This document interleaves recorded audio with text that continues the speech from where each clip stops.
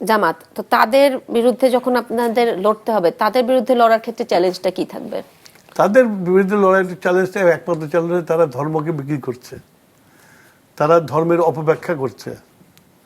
তাদের নেতা মওদুদি ধর্মের সম্বন্ধে নানান রকম বিকৃত মতবাদ দিয়ে গেছে।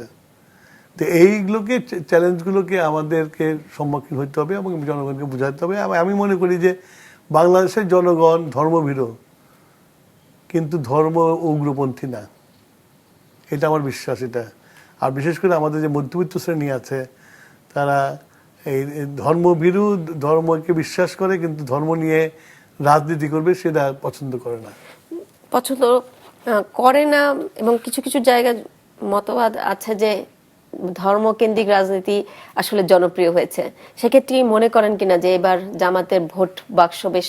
ওই কিছুক্ষণ আগে আমি যখন আসছিলাম, তো এই যে আমাদের আম জনতা পার্টির তারেক আছে, তারেক বলতেছিল যে এরকম ব্যাপার, দাঁড়িপাল্লাতে আর কেউ ব্যবহার করে না,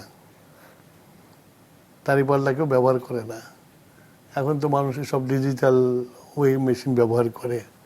তার অর্থ দাঁড়িপাল্লা পিছনে পড়ে গেছে, মানে কি বলবো যে মানে ওইটা অচল হয়ে গেছে।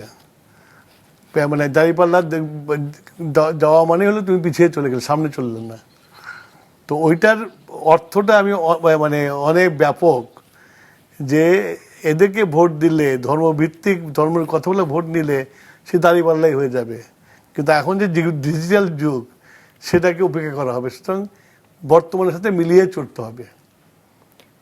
জামাত 8 দলীয় জোট করতে যাচ্ছে, ধর্মের ভিত্তিক যে দলগুলো সবগুলো মিলে। তো তোমাকে যে ধর্মভিত্তিক দলগুলো ধর্ম বিক্রি করে, যেটা আমি যতদূর, আমি প্র্যাকটিসিং মুসলিম, আমি নামাজ পড়ি, 5 ওয়াক্ত নামাজ পড়ি এবং সময় পাইলে কোরআন শরীফও পড়ি। আমি এখানে পরিষ্কার আল্লাহ তাআলা বলে দিয়ে গেছে যে ধর্মকে ব্যবহার করে নিজের স্বার্থে ব্যবহার করো না।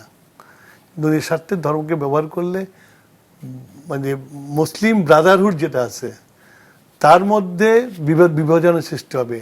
আর আমরা যে রাসূল করিম সাল্লাল্লাহু আলাইহি ওয়াসাল্লাম যে কষ্ট করে ঐক্য করেছিল, সে ঐক্যটা নষ্ট হবে। সুতরাং ধর্মকে ব্যবহার করে রাজনীতি করাটা কোরআন শরীফ মানা করে দিয়েছে। তো সুতরাং তারা তো শরিয়া টরিয়া বলে, আমি বলি যে এটা হলে কোরআন শরীফ অবমাননা করা, ধর্মকে ব্যবহার করে রাজনীতি করা।